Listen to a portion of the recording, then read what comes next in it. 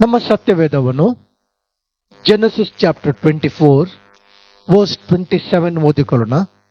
ಆದಿಕಾಂಡ 24ನೇ ಅಧ್ಯಾಯ ವಚನ 27. Genesis chapter 24 verse 27. ನನ್ನ ಧಣಿಯಾದ ಅಬ್ರಹಾಮನ ದೇವರಾಗಿರುವ ಯೆಹೋವನಿಗೆ ಸ್ತೋತ್ರವಾಗಲಿ. ಆತನು ತನ್ನ ಪ್ರೀತಿಯನ್ನು ಸತ್ಯತೆಯನ್ನು ನನ್ನ ದಣಿಯಿಂದ ತೆಗೆಯಲಿಲ್ಲ. ನನ್ನನ್ನು ನನ್ನ ದಣಿಯ ಬಂಧುಗಳ ಮನೆಗೆ ನೀತಾದ ದಾರಿಯಿಂದಲೇ ಕರಕೊಂಡು ಬಂದಿದ್ದಾನೆ ಅಂದನು. ಓಕೆ, ಈ ವಚನ ಭಾಗ ಇವತ್ತಿನ ಸಂದೇಶಕ್ಕಾಗಿ ಆರಿಸಿಕೊಂಡಂತ ವೇದವಾಕ್ಯ ಭಾಗ. ಇವತ್ತಿನ ಸಂದೇಶಕ್ಕೆ ನಾನು ಕೊಟ್ಟಂತ title, important message, truth and faithfulness. ಸತ್ಯ ಮತ್ತು ನಂಬಿಗಸ್ತಿಕೆ. ಈ ಎರಡು ಸಂಗತಿಗಳು ಕ್ರಿಶ್ಚಿಯನ್ ಲೈಫ್ನಲ್ಲಿ, ಪ್ರತಿಯೊಬ್ಬ ವಿಶ್ವಾಸಿಯ ಜೀವಿತದಲ್ಲಿ ಟ್ರೂತ್ ಅಂಡ್ ರೈಚಸ್ನೆಸ್ ಹೇಳ್ಬೋದಾ ಎಲ್ಲರೂ? Truth and faithfulness. Righteousness, faithfulness, truth and faithfulness.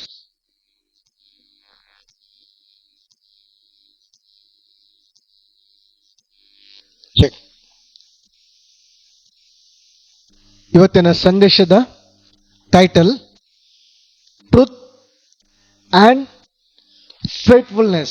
Bible says you shall know the truth and truth will set you free. ಈ ಎರಡು ಸಂಗತಿಗಳು ಬಹಳ ಪ್ರಾಮುಖ್ಯವಾದುದು ಒಬ್ಬ ಸೇವಕನ ಲೈಫ್ನಲ್ಲಿ. ದೇವರ ಸೇವೆಗೆ ಕರೆಯಲ್ಪಟ್ಟಂತ ಒಬ್ಬ ಸೇವಕನ ಲೈಫ್ನಲ್ಲಿ ಟ್ರೂತ್ ಅಂಡ್ ಫೇತ್ಫುಲ್ನೆಸ್ ಮತ್ತು ವಿಶ್ವಾಸಿಗಳ ಜೀವಿತದಲ್ಲಿ ಕೂಡ ಈ ಎರಡು ಸಂಗತಿಗಳು ಬಹಳ ಪ್ರಾಮುಖ್ಯವಾದುದು. ಇದನ್ನು ನಾನು ಟ್ರೂತ್ ಅಂಡ್ ಫೇತ್ಫುಲ್ನೆಸ್ ಸಭೆಯ ವಿಶ್ವಾಸಿ ಜೀವಿತದ ಅಸ್ಥಿವಾರ ಅಥವಾ ಪಿಲ್ಲರ್ ಎಂಬುದಾಗಿ ನಾನು ಕರೆಯಲ್ಪಡ್ತೇನೆ. ಯಾಕೆಂದ್ರೆ ಇದು ನಮ್ಮ ಬ್ಲೆಸ್ಸಿಂಗ್ ನ ಏನಾಗಿದೆ ಅಂತ ಕೀ ಆಗಿದೆ. ಸತ್ಯ ಮತ್ತು ನಂಬಿಗಸ್ತಿಕೆ, ಟ್ರೂತ್ ಅಂಡ್ ಫೇತ್ಫುಲ್ನೆಸ್, ಇದು ನಮ್ಮ ಆಶೀರ್ವಾದದ ಮೂಲ ಕೀ ಆಗಿದೆ. ಇದು ಎರಡು ಬಿಟ್ರೆ ಕ್ರಿಶ್ಚಿಯನ್ ಲೈಫ್ನಲ್ಲಿ ಫೌಂಡೇಶನ್ ಇಲ್ಲ. ಇದು ಎರಡು ಸಂಗತಿಗಳು ಬಹಳ ಪ್ರಾಮುಖ್ಯವಾದುದು. ಸತ್ಯವೇದ್ಯದಿಂದ ಒಂದು 7 ಭಕ್ತರ ಲೈಫನ್ನು ನಾನು ನಿಮ್ಮ ಮುಂದೆ ತರ್ತೇನೆ. 7 ಭಕ್ತರ ಲೈಫನ್ನು ನಾನು ನಿಮ್ಮ ಮುಂದೆ ತರ್ತೇನೆ. ಅವರ ಲೈಫ್ ನಮಗೆ ಎಕ್ಸಾಂಪಲ್. ಯಾಕಂದ್ರೆ ಇಬ್ರಿಯ ಗ್ರಂಥ ಕೂಡ ದೇವರ ವಾಕ್ಯ ಹೇಳ್ತದೆ 12ನೇ ವಚನದಲ್ಲಿ, ತೆಗೆದುಬೇಡ, ನಂಬಿಕೆ ಹುಟ್ಟಿಸುವನು ಪೂರೈಸುವನಾಗಿರುವ ಯೇಸುವನ್ನು ದೃಷ್ಟಿಸಿ ನಿಮಗೆ ನೇಮಕವಾದ ಓಟವನ್ನು ಸ್ಥಿರ ಚಿತ್ತದಿಂದ ಓಡಿರಿ. ಅದಕ್ಕೆ ಮೊದಲನೇ ವಾಕ್ಯ ಹೇಳ್ತದೆ, ಇಷ್ಟು ಮಂದಿ ಸಾಕ್ಷಿಗಳು ಮೇಘೋದೋಪಾದಿಯಲ್ಲಿ ನಮ್ಮ ಮುಂದೆ ಇದ್ದಾರೆ, ಅವರನ್ನು ನಿಮ್ಮ ಮುಂದೆ ತರ್ತೇನೆ. ಈ ಸಾಕ್ಷಿಗಳು ಯಾರು? Truth and faithfulness. ಇದು ಬಹಳ ಬಹಳ ಪ್ರಾಮುಖ್ಯವಾದುದು ಒಬ್ಬ ವಿಶ್ವಾಸಿಯ ಲೈಫ್ನಲ್ಲಿ. ಇದು ಯೇಸುಸ್ವಾಮಿಯ ಬೋಧನೆ. ಅಬ್ರಾಮನ ಲೈಫ್ನಲ್ಲಿ ನಾನು ಮೊದಲು ತರ್ತೇನೆ. ಅಬ್ರಾಮನ ಲೈಫ್ನಲ್ಲಿ ನಂಬರ್ 1 ಸಂಗತಿ, ಅಬ್ರಾಮನ ಲೈಫ್ನಲ್ಲಿದ್ದಂಥ ಸತ್ಯ ಮತ್ತು ನಂಬಿಗಸ್ತಿಕೆ. ಅಬ್ರಾಮನ ಸೇವಕನಾದ ಎಲಿಯಾಜರನು ಹೇಳುವಂತ ಮಾತೇನು? ಈಗ ಓದಿದ ವಚನ 24, 27 ಇನ್ನೊಮ್ಮೆ ರಿಪೀಟ್ ಓದಿಕೊಳ್ಳೋಣ. Genesis chapter 24 verse 27. ನನ್ನ ಧಣಿಯಾದ ಅಬ್ರಹಾಮನ ದೇವರಾಗಿರುವ ಯೆಹೋವನಿಗೆ ಸ್ತೋತ್ರವಾಗಲಿ. ಆತನು ತನ್ನ ಪ್ರೀತಿಯನ್ನು ಸತ್ಯತೆಯನ್ನು ನನ್ನ ದಣಿಯಿಂದ ತೆಗೆಯಲಿಲ್ಲ. ನೋಡಿ, ಅಬ್ರಾಮನ ಸೇವಕನಾದಂತ ಎಲಿಯಾಜರ್ ಹೇಳುವ ಮಾತುಗಳನ್ನು ಗಮನಿಸಿರಿ. ಈ ವಚನವನ್ನು ನೀವು ಮನೆಯಲ್ಲಿ ಸ್ವಲ್ಪ ಹೊತ್ತು ಇದರ ವಿಷಯದಲ್ಲಿ ಜ್ಞಾನ ಮಾಡಿ. ಅಬ್ರಾಮನ ಸೇವಕನಾದ ಎಲಿಯಾಜರ್ ಹೇಳುವಂತ ಮಾತನ್ನು ಗಮನಿಸಿರಿ. ಏನ್ ಹೇಳ್ತಿದ್ದಾನೆ? ನನ್ನ ದನಿಯಾದ ಅಬ್ರಾಮನ ದೇವರಿಗೆ ಸ್ತೋತ್ರವಾಗಲಿ. ಯಾಕೆ ಅಂತ ಹೇಳಿದ್ರೆ, ಎಲಿಯಾಜರ್ನು ಅಬ್ರಾಮನ ಲೈಫ್ನಲ್ಲಿ ಇಷ್ಟು ವರ್ಷ ಅವನೊಟ್ಟಿಗೆ ಸೇವಕನಾಗಿ ಅವನಿದ್ದ, ಅವನ ಜೊತೆಲಿದ್ದ. ಅಬ್ರಾಮನ ಲೈಫ್ನಲ್ಲಿ ಅವನು ನೋಡಿದಂತ ಎರಡು ಬಹಳ ಪ್ರಾಮುಖ್ಯವಾದ ಸಂಗತಿಗಳು, ಪ್ರೆಷಸ್ ಸಂಗತಿಗಳು ಏನಂತ ಹೇಳಿದ್ರೆ, ನಂಬರ್ 1 ಸತ್ಯ ಮತ್ತು ನಂಬಿಗಸ್ತಿಕೆ. ನನ್ನ ದನಿಯ ಬಾಯಿಂದ ಆತನು ಸತ್ಯವನ್ನು ತೆಗೆಯಲಿಲ್ಲ. ನಮ್ಮ ದೇವರು ಸತ್ಯವಂತನದ ದೇವರಾಗಿದ್ದಾನೆ. ಆಮೇಲೆ ಅದಕ್ಕೆ ಆಪೋಸಿಟ್ ಆಗಿ ಸೈತಾನನು ಸುಳ್ಳುಗಾರನು. ಯೇಸು ಹೇಳಿದ್ದಾನೆ, ನಾನು ಸತ್ಯಕ್ಕೆ ಸಾಕ್ಷಿ ಹೇಳಲಿಕ್ಕೆ ನಾನು ಬಂದಿದ್ದೇನೆ. ಸೈತಾನನು ಸುಳ್ಳುಗಾರನು, ಮೋಸಗಾರನು ಆತನಾಗಿದ್ದಾನೆ. ನಮ್ಮ ದೇವರು ಸತ್ಯವಂತನು ಮತ್ತು ನಮ್ಮ ದೇವರು ನಂಬಿಗಸ್ತನು. He who called is a faithful God. ಆತನು ಸತ್ಯವಂತನಾದ ದೇವರಾಗಿದ್ದಾನೆ ಮತ್ತು ಸತ್ಯವಂತನು ಪ್ಲಸ್ ನಂಬಿಗಸ್ತನು. Truth and faithfulness. ನಂಬಿಗಸ್ತನದ ದೇವರಾಗಿದ್ದಾನೆ, ಸತ್ಯವಂತನದ ದೇವರಾಗಿದ್ದಾನೆ, ನಂಬಿಗಸ್ತನದ ದೇವರಾಗಿದ್ದಾನೆ. ಆದ್ದರಿಂದ ಇವತ್ತು ಈ ಸತ್ಯ, ನಾವು ದೇವರಿಂದ ಹುಟ್ಟಿದವರು. ಎಸ್ ಅಲ್ವಾ? ದೇವರ ವಾಕ್ಯ ಹೇಳ್ತಿದ್ದೆ, ನಾವು ದೇವರಿಂದ ಹುಟ್ಟಿದವರು. ನಮ್ಮ ತಂದೆ, ನಮ್ಮ ಆತನ ಸ್ವಂತ ಮಕ್ಕಳು. ಹಾಗಾದ್ರೆ ನಮ್ಮ ತಂದೆ ಸತ್ಯವಂತನಾಗಿದ್ದಾನೆ, ನಂಬಿಗಸ್ತನಾಗಿದ್ದಾನೆ. ಆತನ ಮಕ್ಕಳು ಸತ್ಯದಲ್ಲಿ ನಡೆಯಬೇಕು. ಆಮೇಲೆ ಅದರರ್ಥ ಬೆಳಕಿನಲ್ಲಿ ನಡೆಯಬೇಕು. ಮತ್ತು ಯಾವಾಗಲೂ ಎಲ್ಲ ವಿಷಯದಲ್ಲಿ, ಇಹಲೋಕದಲ್ಲಿ ಜೀವಿಸುವಾಗ, ಎಲ್ಲ ನಮ್ಮ ಜೀವಿತದ ಕ್ಷೇತ್ರದಲ್ಲಿ, ನಮ್ಮ ವ್ಯವಹಾರದಲ್ಲಿ, ನಮ್ಮ ಕುಟುಂಬ ಜೀವಿತದಲ್ಲಿ, ಎಲ್ಲ ವಿಷಯಗಳಲ್ಲಿ ನಂಬಿಗಸ್ತರಾಗಿರಬೇಕು. ಅಬ್ರಾಮನ ಬಗ್ಗೆ ಸಾಕ್ಷಿ ಹೇಳ್ತಿದ್ದಾನೆ, ಅವನ ಸೇವಕನಾದ ಎಲಿಯಾಜರ್ ಹೇಳುವಂತ ಮಾತನ್ನು ಗಮನಿಸಿರಿ. ಆತನು ನನ್ನ ದನಿಯಾದ ಅಬ್ರಾಮನ ಬಾಯಿಂದ ಸತ್ಯವನ್ನು ಏನ್ ಮಾಡಲಿಲ್ಲ ಅಂತೆ, ತೆಗೆಯಲಿಲ್ಲ ಎಂಬುದಾಗಿ ದೇವರ ವಾಕ್ಯ ಹೇಳ್ತದೆ. ನಾವು ಅಬ್ರಾಮನನು ನಂಬಿಕೆಯ ಪಿತ, ನಂಬಿಕೆಯ ಮಹಾಪಿತ ಎಂಬುದಾಗಿ ಕರೀತೇವೆ, ಮೂಲ ಪಿತ್ರನೆಂಬುದಾಗಿ ಕರೀತೇವೆ. ವಾಗ್ದಾನ ಅಬ್ರಾಮನ ಮೇಲಿದೆ, ಅದನ್ನು ನಾವು ಕ್ಲೇಮ್ ಮಾಡ್ತೇವೆ. ಬ್ರಾಹ್ಮಣಿಗೆ ಉಂಟಾದ ಆಶೀರ್ವಾದ ಕ್ರಿಸ್ತೇಸುನಲ್ಲಿ ನಮಗೆ ಅನುಗ್ರಹಿಸಲ್ಪಟ್ಟಿದೆಂಬುದಾಗಿ ದೇವರ ಅಬ್ರಾಮನಿಂದ, ನಾನು ನಿನ್ನನ್ನು ಬ್ಲೆಸ್ ಮಾಡ್ತೇನೆ, ನಿನ್ನ ಮೂಲಕ ಭೂಲೋಕದಲ್ಲಿರುವ ಎಲ್ಲ ಸಂತತಿಗೆ ಏನಾಗ್ತದೆ, ಆಶೀರ್ವಾದ ಬರ್ತದೆ. ನಾವು ಇದನ್ನು ಮಾತಾಡ್ತೇವೆ. ಹಾಗಾದ್ರೆ ಅಬ್ರಾಮನಲ್ಲಿರುವಂತ ಸತ್ಯ, ಅಬ್ರಾಮನ ನಂಬಿಗಸ್ತಿಕೆ ನಮ್ಮಲ್ಲಿ ಇರಬೇಕು ತಾನೆ. ಆಗ ನಮಗೆ ಆ ಬ್ಲೆಸ್ಸಿಂಗ್ ಫುಲ್ನೆಸ್, ನಾವು ಬ್ಲೆಸ್ಸಿಂಗ್ ನಲ್ಲಿ ಜೀವಿಸಲಿಕ್ಕೆ ಸಾಧ್ಯ. ಆಮೇಲೆ ಇದು ಫೌಂಡೇಶನ್, ಇದು ಪಿಲ್ಲರ್, ನಮ್ಮ ಕ್ರಿಶ್ಚಿಯನ್ ಲೈಫ್ ನ ಪಿಲ್ಲರ್, ಟ್ರೂತ್ ಅಂಡ್ ಫೇತ್ಫುಲ್ನೆಸ್.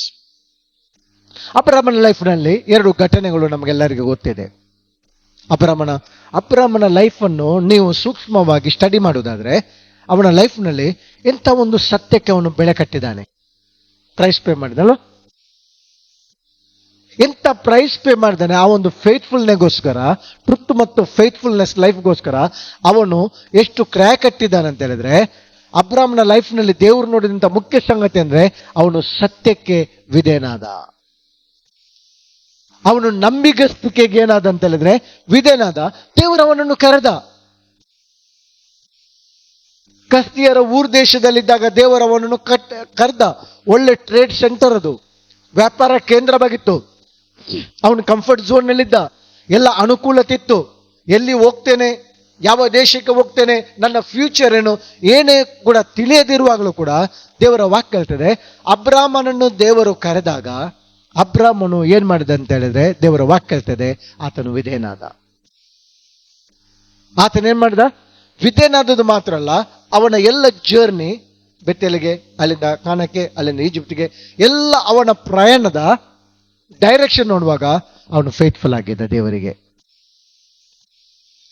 ಅವನ ಲೈಫ್ ನಲ್ಲಿ ದೇವರು ಏನ್ ಮಾಡ್ಲಿಕ್ಕೆ ಹೇಳಿದ, ಎಲ್ಲಿ ಹೋಗ್ಲಿಕ್ಕೆ ಹೇಳಿದ, ಎಲ್ಲ ಅವನ ಲೈಫ್ ನಲ್ಲಿ ನಾವು ನೋಡ್ತಿದ್ದೇವೆ. ಅವನು ಫೇತ್ಫುಲ್ ಆಗಿದ್ದ, ಸತ್ಯವಂತನಾಗಿದ್ದ. ಮತ್ತು ದೇವರ ವಾಕ್ಯ ಹೇಳ್ತಿದೆ ಅವನು ಫೇತ್ಫುಲ್ ಆಗಿದ್ದ. ಎಷ್ಟು ಫೇತ್ಫುಲ್ ಆಗಿದ್ದ ಅಂತ ಹೇಳಿದ್ರೆ, ದೇವರ ಅಬ್ರಾಮನನ್ನು ಸ್ನೇಹಿತನೆಂಬುದಾಗಿ ಹೇಳಿದ. ಕರೆದ ತಕ್ಷಣ ಬಂದ, ಎಲ್ಲವನ್ನು ಬಿಟ್ಟು ಬಂದ, ಸ್ವದೇಶವನ್ನು, ಬಂಧು ಬಳಗವನ್ನು ಬಿಟ್ಟು ಬಂದ.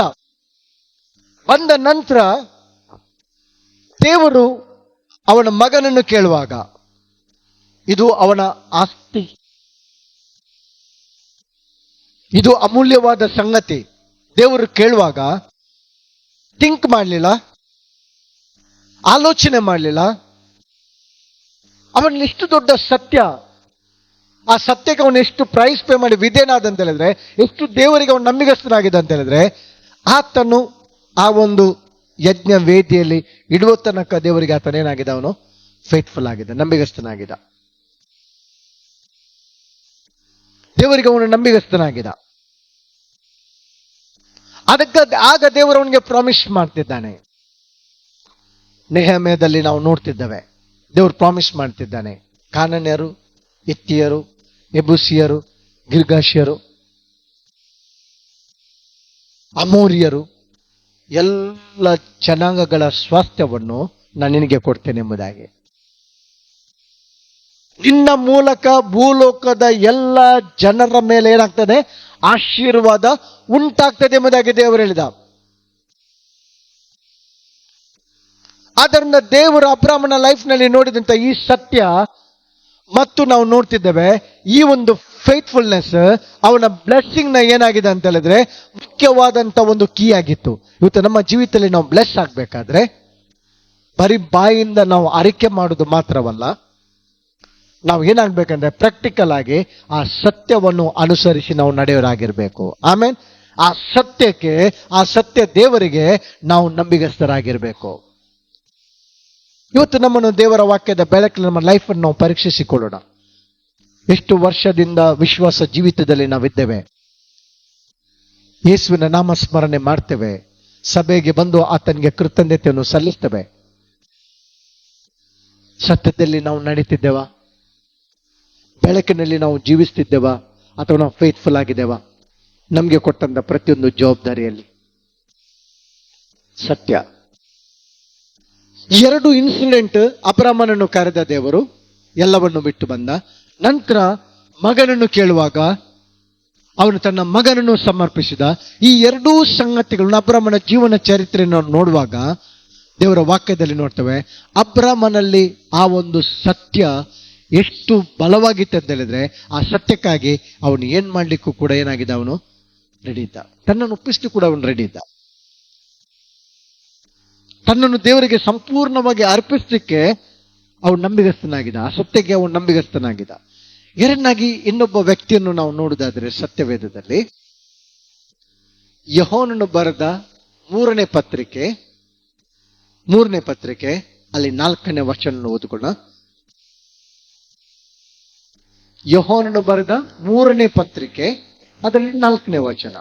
ನನ್ನ ಮಕ್ಕಳು ಸತ್ಯವನ್ನು ಅನುಸರಿಸಿ ನಡೆಯುವವರಾಗಿದ್ದಾರೆಂದು ಕೇಳುವುದಕ್ಕಿಂತ ಹೆಚ್ಚಾದ ಸಂತೋಷವು ನನಗಿಲ್ಲ. ನನ್ನ ಮಕ್ಕಳು, ಯೋಹಾನನು ಈ ಒಂದು ವೃದ್ಧಾಪದಲ್ಲಿ, ಓಲ್ಡ್ ಏಜ್ ನಲ್ಲಿ, ಯೋಹಾನನು ವೃದ್ಧಾಪದಲ್ಲಿ ತನ್ನ ಸ್ಪಿರಿಚುವಲ್ ಸನ್ ಗಾಯನಿಗೆ ಪತ್ರಿಕೆಯನ್ನು ಬರೀತಿದ್ದಾನೆ. ಮುಂದಿನ 2ನೇ ವಚನದಲ್ಲಿ ಅವನನ್ನು ಬ್ಲೆಸ್ ಮಾಡ್ತಾನೆ. ನನ್ನ ಪ್ರಿಯನೇ ಗಾಯನೇ, ನೀನು ಆತ್ಮದಲ್ಲಿ ಅಭಿವೃದ್ಧಿ ಆಗಿರೋ ಪ್ರಕಾರ ಎಲ್ಲ ವಿಷಯದಲ್ಲಿ ಅಭಿವೃದ್ಧಿ ಹೊಂದಿ ಸುಕ್ಷೇಮವಾಗಿರುವನ್ನು ಬೇಡಿಕೊಳ್ಳಿ.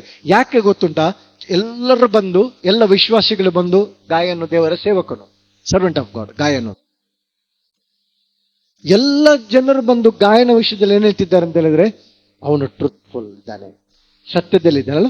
2ನೇ ವಚನದಿಂದ ಓದಿದ್ರೆ 3ನೇ ವಚನ.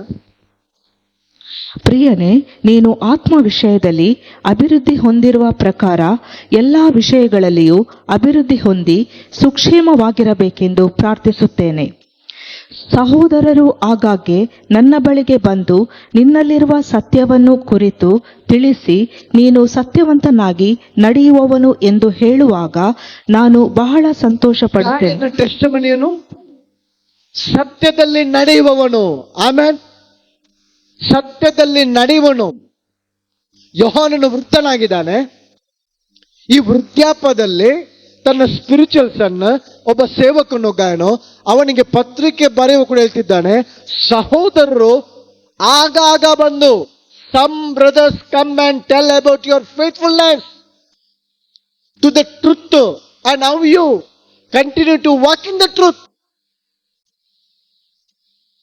ಸಹೋದರ ಬಂದ ಆಗಾಗ ಹೇಳ್ತಿದ್ರೆ ಗಾಯನು ಯಾರು? ಫೇತ್ಫುಲ್ನೆಸ್ ಮತ್ತು ಸತ್ಯ ಅವನ ಒಳಗೆ ಏನಾಗಿದೆ ಅಂತ ಹೇಳಿದ್ರೆ ಬೇರೂರಿದೆ ಸತ್ಯದಲ್ಲಿ. ಅವನು ಸತ್ಯವೇದನ ಕೈಲಿ ಹಿಡ್ದದ್ದು ಮಾತ್ರವಲ್ಲ, ಪ್ರೀಚ್ ಮಾಡಿದ್ದು ಮಾತ್ರ ಅಲ್ಲ, ಅವನು ಸತ್ಯವೇದದಲ್ಲಿ ನಡೆದ. ಆಮೇಲೆ ಬೈಬಲ್ ಅನ್ನ ಕೈಕಲ್ಲಿ ಇಟ್ಕೊಂಡು this is the word of god ಎಂಬುದಾಗಿ ಅರಿಕೆ ಮಾಡಿದಲ್ಲ, ಈ ಸತ್ಯದಲ್ಲಿ ಅವನು ನಡೆದವನು. ಆಮೇಲೆ ಇವತ್ತು ಸತ್ಯವನ್ನು ಕೇಳುವವರಿದ್ದಾರೆ, ಇಂಪಾರ್ಟೆಂಟ್ ಅಲ್ಲ, ಸತ್ಯದಲ್ಲಿ ನಡೆಯುವವರಾಗಿರಬೇಕು. ಸತ್ಯದ ಬಗ್ಗೆ ನಾವು ಓದ್ಬೋದು, ಆದರೆ ಅದು ಸತ್ಯದ ಅನುಭವ ನಮಗೆ ಆಗ್ಬೇಕು. ಸತ್ಯವೇದದಲ್ಲಿ 4 ಮಂದಿ ಗಾಯನಿದ್ದಾರೆ. 4 ಮಂದಿ ಗಾಯನು. ಅವನ ಹೆಸರೇನು? ದೇವರ ವಾಕ್ಯ ಹೇಳ್ತದೆ ಗಾಯನು ಅಲ್ವಾ? ಎಸ್, 4 ಮಂದಿ ಇದ್ದಾರೆ ಸತ್ಯವೇದದಲ್ಲಿ. ಈ 4 ಮಂದಿ ಕೂಡ ಸೇವಕರೇ. ಆದ್ರೆ ಇವನ ಬಗ್ಗೆ ಸ್ಪೆಷಲ್ ಟೆಸ್ಟಿಮನಿ. ಅದಕ್ಕೆ ಯೋಹಾನನು ಬರುವಾಗ ಆ 3ನೇ ಪತ್ರಿಕೆಯಲ್ಲಿ 4 ಟೈಮ್ ಮೆನ್ಷನ್ ಮಾಡ್ತಾನೆ ಪ್ರಿಯನೇ ಎಂಬುದಾಗಿ.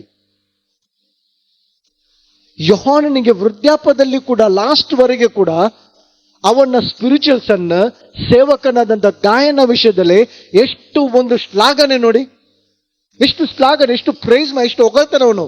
ಏನು ಹೊಗಳ್ತಿದ್ದಾನೆ? ನನಗೆ ಸಂತೋಷ ಯಾವುದಂತ ಹೇಳಿದ್ರೆ ನನ್ನ ಮಕ್ಕಳು ಸತ್ಯದಲ್ಲಿ ನಡೀತಿದ್ದಾರೆ. ಆಮೇಲೆ ನನ್ನ ಮಕ್ಕಳು ಫೇತ್ಫುಲ್ ಆಗಿದ್ದಾರೆ ಸೇವೆಯಲ್ಲಿ, ನನ್ನ ಮಕ್ಕಳು ಸತ್ಯವಂತರಾಗಿ ಜೀವಿಸಿದ್ದಾರೆ. ಇದು ಈಸಿ ಅಲ್ಲ. ಸತ್ಯ ಮತ್ತು ಫೇತ್ಫುಲ್ಗೋಸ್ಕರ ಪ್ರೈಸ್ ಪೇ ಮಾಡಬೇಕು, ಕ್ರಯ ಕಟ್ಟಬೇಕು. ನನ್ನ ಮಕ್ಕಳು ಸತ್ಯದಲ್ಲಿ ನಡೆಯುವುದನ್ನು ನೋಡಿ ನನಗೇನಾಯ್ತು ಅಂತ ಹೇಳಿದ್ರೆ ಸಂತೋಷವಾಯ್ತು. ಯೋಹಾನ ಹೇಳಿದ್ಲ, ಗಾಯನೇ ನೀನು ತುಂಬಾ ಫೇಮಸ್ ಆಗಿದ್ದಿ ಮಿಡಲ್ ಈಸ್ಟ್ ಅಲ್ಲಿ. ನೋ, ನೀನು ಸತ್ಯದಲ್ಲಿ ನಡೀತೀಯಲ್ಲ, ನೀನು ಫೇತ್ಫುಲ್ ಆಗಿದೆಯಲ್ಲ, ಅದೇ ನನಗೆ ತೃಪ್ತಿ. ಸಾಯುವುದಕ್ಕಿಂತ ಮುಂಚೆ ನಾನು ನೋಡಿದೆಲ್ಲ ನಿನ್ನ ಸೇವೆ.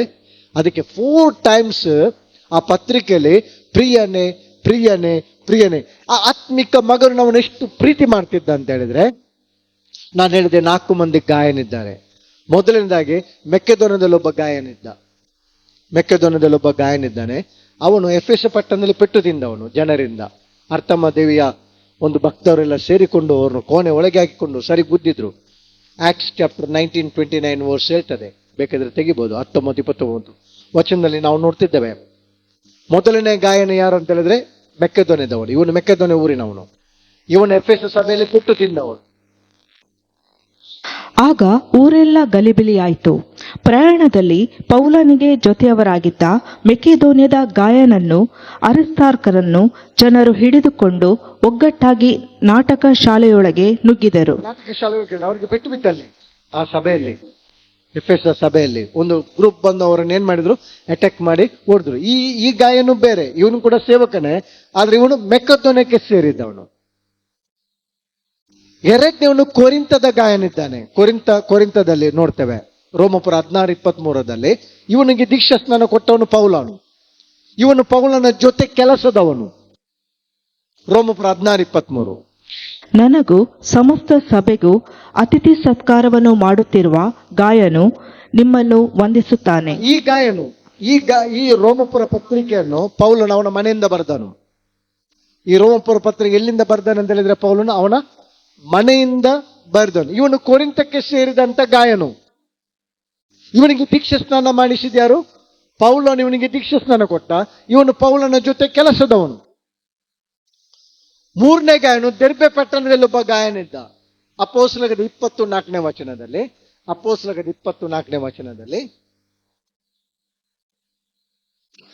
ಪುರ್ರನ ಮಗನಾದ ಬೆರೋಯ ಪಟ್ಟಣದ ಸೋಪತ್ರನು, ಥೆಸಲೋನಿಕದವರಲ್ಲಿ ಅರಿಸ್ತಾರ್ಕನು, ಸೆಕುಂದನು, ದೆರ್ಬೆ ಪಟ್ಟಣದ ಗಾಯನು. ಇವರು ಯಾರಂತ ಹೇಳಿದ್ರೆ ಪೌಲನ 3ನೇ ಪ್ರಯಾಣದಲ್ಲಿ ಇವನೊಟ್ಟಿಗೆ ಮಿಷನರಿ ಆಗಿ ಜಾಯ್ನ್ ಆದವರು. ಪೌಲನ ಸೇವೆಯ 3rd ಟ್ರಿಪ್, ಮಿಷನ್ ಟ್ರಿಪ್ ನಲ್ಲಿ ಇವನೊಟ್ಟಿಗೆ ಸೇವೆ. ಈ 2-3 ಬಗ್ಗೆ ನಾನು ಮಾತಾಡ್ತಿಲ್ಲ, ಅದಕ್ಕೆ ಕನ್ಫ್ಯೂಷನ್ ಬೇಡ. ಗಾಯನ ಯಾವರ ಗಾಯನ ಅಂತ ಹೇಳಿಕೊಂಡು ಇಲ್ಲಿ ಪತ್ರಿಕೆಯಲ್ಲಿ ಗಾಯನ ಬಗ್ಗೆ ಸಾಕ್ಷಿ ಹೇಳ್ತದೆ. ಎಲ್ಲ ಸಹೋದರರು ಬಂದು ಗಾಯನ ಬಗ್ಗೆ ಸಾಕ್ಷಿ ಹೇಳ್ತಿದ್ದಾರೆ. ಅವನು ಫೇತ್ಫುಲ್ ಆಗಿದ್ದಾನೆ ಮತ್ತು ಅವನು ಸತ್ಯವಂತನಾಗಿದ್ದಾನೆ. ಯಾಕಂತ ಹೇಳಿದ್ರೆ ಈ ಒಬ್ಬ ಗಾಯನು ಅವನಿಗೆ ಸಭೆಗೆ ಕೊಟ್ಟಂತ ಜವಾಬ್ದಾರಿ. ಈಗ ನೋಡ್ತೇವೆ, ಅವನ ಸ್ಪಿರಿಚುವಲ್ ಫಾದರ್ ಯೋಹಾನನು ಪ್ರಾಯದವನಾಗಿದ್ದಾನೆ, ವೃದ್ಧನಾಗಿದ್ದಾನೆ. ಆದ್ರೆ ಈ ಗಾಯನು ಆ ಸೇವೆಗೋಸ್ಕರ, ಸಭೆಗೋಸ್ಕರ ಅವನು ಪಟ್ಟ ಪ್ರಯಾಸ ಏನಂತ ಹೇಳಿದ್ರೆ, ಅವನು ಪ್ರೈಸ್ ಪೇ ಮಾಡಿದ, ಅವನು ಸಭೆಗೋಸ್ಕರ ದುಡಿದ, ಸಭೆ ಕಟ್ಟೋದಕ್ಕೋಸ್ಕರ ಅವನು ಏನ್ ಮಾಡಿದ, ದುಡಿದ. ಆದ್ದರಿಂದ ವಿಶ್ವಾಸಿಗಳು ಬಂದು ಹೇಳಿದ್ರೇನಂತ ಹೇಳಿದ್ರೆ, ಈ ಗಾಯನಿಂದನಲ್ಲ, ಅವನು ಸತ್ಯವನ್ನು ಕೇಳುವವನು ಮಾತ್ರ ಅಲ್ಲ, ಸತ್ಯ ಪ್ರಕಾರ ನಡೆಯುವನು, ಸತ್ಯದ ಬಗ್ಗೆ ಓದುವವನು ಮಾತ್ರ ಅಲ್ಲ, ಸತ್ಯವನ್ನು ಅನುಭವಿಸುವನು, ಸತ್ಯದ ಆತ್ಮನಿಂದ ನಡೆಸಲ್ಪಟ್ಟವನು.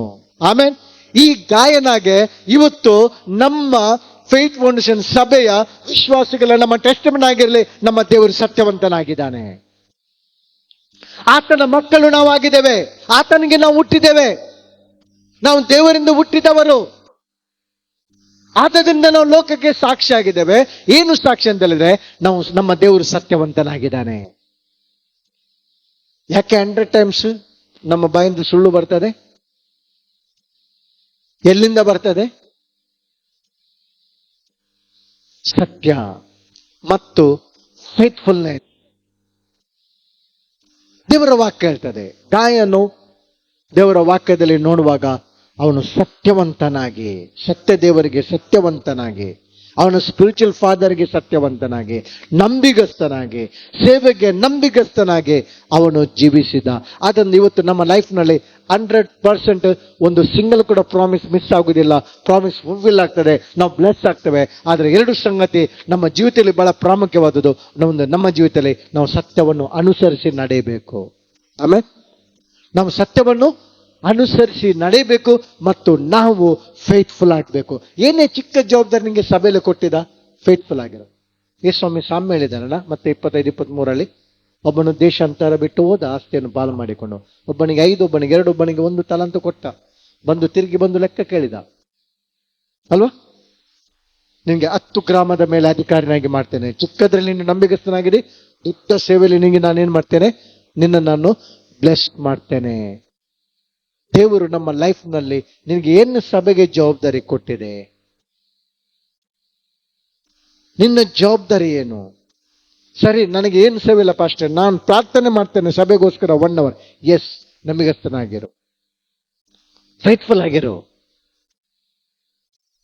ಫೇತ್ಫುಲ್ ಆಗಿರು. ಯಾಕೆಂತ ಹೇಳಿದ್ರೆ ರಿವಾರ್ಡ್ ಕೊಡುವಾತನು ದೇವರಾಗಿದ್ದಾನೆ. ರಿವಾರ್ಡ್ ಕೊಡುವಾತನು ಯಾರಾಗಿದ್ದಾನೆ? ದೇವರಾಗಿದ್ದಾನೆ. ತಂದೆ ನಿಮಗೆ ಬಹುಮಾನ ಕೊಡ್ತಾನೆ. ನಿಮ್ಮ ಕ್ರಿಶ್ಚಿಯನ್ ಲೈಫ್ ನಲ್ಲಿ ಸತ್ಯದಲ್ಲಿ ಮತ್ತು ಫೇತ್ಫುಲ್ ಆಗಿ ನಾವು ಬದುಕುವಾಗ, ನಾವು ಜೀವಿಸುವಾಗ ನಮಗೆ ಬರುವಂತ ಪ್ರತಿಫಲ ನಮ್ಮ ತಂದೆಯಿಂದ ಬರುವಂತದ್ದಾಗಿದೆ. ಆಮೇಲೆ ಬ್ಲೆಸ್ಸಿಂಗ್ ನಮಗೆ ತಂದೆಯಿಂದ ಬರ್ತದೆ. 3ನೇ ವ್ಯಕ್ತಿಯನ್ನು ನಾನು ನಿಮ್ಮ ಮುಂದೆ ತರುವುದಾದ್ರೆ, 3rd ವ್ಯಕ್ತಿಯನ್ನು, ಮೋಸೆ. ಮೋಶೆ ಬಗ್ಗೆ ಏನು? ಮೋಶೆ ಏನಾಗಿದೆ? ಇಬ್ರಿಯ 3:5 ಓದ್ಕೊಳ್ಳಿ. ಇಬ್ರಿಯ ಗ್ರಂಥ 3:5. ಇಬ್ರಿಯ 3:5 ಹೇಳ್ತಾ ಇರಿ, ಟ್ರೂತ್ ಅಂಡ್ ಫೇತ್ಫುಲ್ನೆಸ್. ಇಬ್ರಿಯ 3:5. ಮೋಶೆಯ ಸೇವಕನಾಗಿ ದೇವರ ಮನೆಯಲ್ಲೆಲ್ಲ ನಂಬಿಗಸ್ತನಾಗಿದ್ದನು. ಮೋಶೆಯು ಸೇವಕನಾಗಿ ದೇವರ ಮನೆಯಲ್ಲೆಲ್ಲ ಅವನು ನಂಬಿಗಸ್ತನಾಗಿದ್ದನು. Moses was faithful servant in all God's house. Moses was faithful servant. ಮೋಶೆ ದೇವರ ಮನೆಯಲ್ಲಿ ನಂಬಿಗಸ್ತನಾಗಿದ್ದ. ಮೋಶೆ ಎಂಬ ಹೆಸರಿನ ಅರ್ಥ ನಮ್ಗೆ ಗೊತ್ತಿದೆಯಲ್ಲ, ಜೆನೆಸಿಸ್ 2, ನೀರಿನಿಂದ ಎಳೆಯಲ್ಪಟ್ಟವನು. ನೀರಿನಿಂದ ಎಳೆಯಲ್ಪಟ್ಟವನು. ಮೋಶೆಯ ಸಮಯದಲ್ಲಿ ನಮಗೆ ಗೊತ್ತಿದೆ, ಸರ್ಕಾರದ ಆಜ್ಞೆ ಇತ್ತು. ಏನಿತ್ತು? ಎಲ್ಲ ಗಂಡು ಮಕ್ಕಳನ್ನು ಕೊಲ್ಲಬೇಕು. ಆ ನೈಲ್ ನದಿಯಲ್ಲಿ ಎಷ್ಟು ಮಕ್ಕಳು ಸತ್ತು ಹೋಗಿದ್ದಾರೆ. ಆದರೆ ದೇವರು ಮೋಶೆಯ ಜೀವವನ್ನು ಬದುಕಿಸಿದ. ಮೋಶೆಗೆ ಒಂದು ಪರ್ಪಸ್ ಕೊಟ್ಟ. ಮೋಶೆಯನ್ನು ದೇವರು ಯಾಕೆ ಬದುಕಿಸಿದ? ಆದರೆ ಮೋಶೆ ಅವನ ಲೈಫ್ನ ಎಂಡ್ವರೆಗೆ ದೇವರ ಪ್ರೀತಿಯನ್ನು ಮರೆಯಲಿಲ್ಲ. ಥಿಂಕ್ ಮಾಡಿ. ಅನೇಕ ದೇವ ಸೇವಕರ ನಮಗೆ ಸಾಕ್ಷಿ ಇದೆ. ಲಾಸ್ಟ್ ಸ್ಟೇಜ್ನಿಂದ ದೇವರನ್ನು ರಕ್ಷಿಸಿದ ಅವರು ದೇವರಿಂದ ಉಪಯೋಗಿಸಲ್ಪಡ್ತಿದ್ದಾರೆ, ಫೇತ್ಫುಲ್ ಆಗಿರ್ತಾರೆ. ಆಕ್ಸಿಡೆಂಟ್ ದೇವರು ತಪ್ಪಿಸಿದ ಅವರು ದೇವರಿಗೆ ಫೇತ್ಫುಲ್ ಆಗಿದ್ದಾರೆ. ಇವತ್ತು ಆಲೋಚನೆ ಮಾಡಿ, ಥಿಂಕ್ ಮಾಡಿ, ದೇವರು ನಮಗೆ ಇಂಥ ಒಂದು ಲೈಫನ್ನು ಕೊಟ್ಟಿದ್ದಾನೆ. ನಾವು ಡಾರ್ಕ್ನೆಸ್ ಇಲ್ಲಿದ್ದೆವು ಅಲ್ವಾ, ನಾವು ಕತ್ತಲಿದ್ದೆವು. ದೇವರು ನಮ್ಮನ್ನು ಹುಡುಕಿ ಬಂದಿದ್ದಾನಲ್ಲ, ಆತನ ಹುಡುಕಿ ಬರಲಿಲ್ವಾ? ಸರ್ವೇಶ್ವರನು ತನ್ನ ಎಲ್ಲ ಮಹಿಮೆಯನ್ನು ಬಿಟ್ಟು ನಮ್ಮನ್ನು ಹುಡುಕಿ ಬಂದ. ತಪ್ಪಿಸಿಕೊಂಡ ಕುರಿಯಂತೆ ನಾವಿದ್ದೆವು, ನಾವು ಕತ್ತಲಲ್ಲಿದ್ದೆವು. ನಮ್ಮನ್ನು ಹುಡುಕಿ ಬಂದು ನಮಗೆ ಇವತ್ತು ಪರಲೋಕ ರಾಜ್ಯ ಕೊಟ್ಟಿದ್ದಾನೆ. ನನ್ನ ತಂದೆಯ ಮನೆಯಲ್ಲಿ ಬಹಳ ಬಿಡಾರಿದೆ, ನಾನು ಬಂದು ನಿಮ್ಮನ್ನು ಕರ್ಕೊಂಡು ಹೋಗ್ತೇನೆ ಎಂಬುದಾಗಿ ಸ್ವಾಮಿ ಪ್ರಾಮಿಸ್ ಮಾಡಿದ್ದಾನೆ.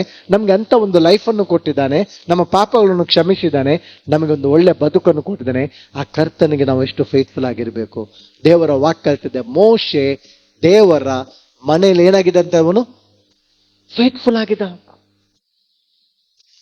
ಮೋಶೆ ಬಗ್ಗೆ ದೇವರು ಕೊಟ್ಟಂತ ಟೆಸ್ಟ್ ಮನೆ, ನನ್ನ ಸೇವಕನಾದ ಮೋಶೆ ನನ್ನ ಮನೆಯಲ್ಲಿ ಅವನು ಫೇತ್ಫುಲ್ ಆಗಿದ್ದಾನೆ, ನನ್ನ ಸಭೆಯಲ್ಲಿ ಅವನು ಫೇತ್ಫುಲ್ ಆಗಿದ್ದಾನೆ, ನನ್ನ ಸೇವಕ. ಸತ್ಯವೇದವನ್ನು ನೀವು ಮೆಡಿಟೇಟ್ ಮಾಡುವುದಾದ್ರೆ, ಸತ್ಯವೇದವನ್ನು ನೀವು ಓದುವಾಗ ಒಬ್ಬ ಮನುಷ್ಯನನ್ನು ದೇವರು ಉನ್ನತ ಸ್ಥಾನದಲ್ಲಿ ನಿಲ್ಲಿಸುವುದಾದ್ರೆ ಅದರ ಹಿಂದೆ ಇರುವಂತ ಸೀಕ್ರೆಟ್ ಏನಂದ್ರೆ ಟ್ರೂತ್ ಅಂಡ್ ಫೇತ್ಫುಲ್ನೆಸ್. ನಾನು ನೀನು ಉನ್ನತ ಸ್ಥಾನದಲ್ಲಿ ಬರಬೇಕಾದ್ರೆ ನಮ್ಮ ಜೀವಿತದಲ್ಲಿ ಇರಬೇಕಾದ ಎರಡು ಪ್ರಾಮುಖ್ಯವಾದ ಸತ್ಯ ಏನಂತ ಹೇಳಿದ್ರೆ ಟ್ರೂತ್ ಅಂಡ್ ಫೇತ್ಫುಲ್ನೆಸ್. ಮೋಶೆ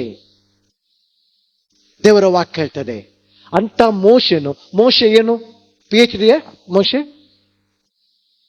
ದೇವರು ಕರೆದದು, PhD ಮಾಡಿದ್ದಾನೆ ಮೋಶೆ. ತೊದಲು ಮಾತೇನು ಅವನು, ಸ್ಟ್ಯಾಮರಿಂಗ್, ಮಾತಾಡ್ಲಿಕ್ಕೆ ಆಗ್ತಿಲ್ಲ, ಇಷ್ಟು ಕಷ್ಟಪಡ್ತಿದ್ದ ಮೋಶೆ ಮಾತಾಡ್ಲಿಕ್ಕೆ. ಆದರೆ ದೇವರು ಆ ಮೋಶೆಯ ಮೂಲಕ ದೇವರು ಮೋಶೆಯನ್ನು ಒಬ್ಬ ನಾಯಕನಾಗಿ ಕರೆದ. ಆಮೇಲೆ ಒಬ್ಬ ನಾಯಕನಾಗಿ ಕರೆದು ಎಲ್ಲ ಇಸ್ರೇಲರ್ನು ಈಜಿಪ್ತಿಂದ ನಾವು ನೋಡ್ತಿದ್ದೇವೆ ಎಲ್ಲಿಗೆ, ಕಾನಾನ್ ದೇಶಕ್ಕೆ ನಡೆಸಲು ಅವನನ್ನು ಆರಿಸಿಕೊಂಡ. ಆ ಮೋಶೆಯ ಮೂಲಕ ದೇವರು ಈಜಿಪ್ಟ್ನಲ್ಲಿ ಮಾತ್ಕಾರ್ಯಗಳನ್ನು ಮಾಡಿದ, ಅರಣ್ಯದಲ್ಲಿ ಮಾತ್ಕಾರ್ಯ ಮಾಡಿದ. ಅರಣ್ಯದಲ್ಲಿ ಅವರಿಗೆ 40 ವರ್ಷ ಫುಡ್ ಅನ್ನು ಕೊಟ್ಟ, ನೀರನ್ನು ಕೊಟ್ಟ. ಅವರು ಹಾಕಿದ ಚಪ್ಪಲ ಸವೆದು ಹೋಗ್ಲಿಲ್ಲ, ಬಟ್ಟೆ ಇದಾಗ್ಲಿಲ್ಲ. ಅಂತ ಮಿರಕಲ್ ಮಾಡಿ ಮೋಶೆಯನ್ನು ದೇವರು ಯೂಸ್ ಮಾಡಿದ. ಆ ಮೋಶೆ ಬಗ್ಗೆ ದೇವರು ಹೇಳ್ತಿದ್ದಾನೆ, ಮೋಶೆ ಆತನು ಸಾತ್ವಿಕನೆಂಬುದಾಗಿ. ಆಮೇಲೆ ಯಾಕೆ ಗೊತ್ತುಂಟ, ಮೋಶೆ ಸತ್ಯದಲ್ಲಿ ನಿಂತ ನಂಬಿಗಸ್ತನಾದ ದೇವರಿಗೆ. ಎಲ್ಲ ಮಿರಕಲ್ ಆದ ನಂತರ ಮೋಶೆ ಕಾಲರಿಗೆ ಮಾಡಲಿಲ್ಲ, ಎಲ್ಲ ಗ್ಲೋರಿಯನ್ನು ದೇವರಿಗೆ ಕೊಟ್ಟ, ಎಲ್ಲ ಮಹಿಮೆಯನ್ನು ಆತನು ಯಾರಿಗೆ ಕೊಟ್ಟ, ದೇವರಿಗೆ ಕೊಟ್ಟ. ಅದನ್ನು ಇವತ್ತು ನಾವು ನೋಡ್ತಿದ್ದೇವೆ. ಮೋಶೆ ದೇವರ ಮನೆಯಲ್ಲಿ ಯಾರಾಗಿದ್ದ, ಆತನು ಏನಾಗಿದ್ದ, ಫೇತ್ಫುಲ್ ಆಗಿದ್ದ, ನಂಬಿಕಸ್ಥನಾಗಿದ್ದ. ಹಾಗಾದ್ರೆ ಇವತ್ತು ನಿಮ್ಮ ಮನೆ ಯಾವುದು, ನಿಮ್ಮ ಆತ್ಮಿಕ ಮನೆ ಯಾವುದು? 1 ತಿಮೋಥಿ 3:14-15 ಓದ್ಕೊಳ್ಳಿ. 1 ತಿಮೋಥಿ ಚಾಪ್ಟರ್ 3 ವರ್ಸ್ 14 and 15.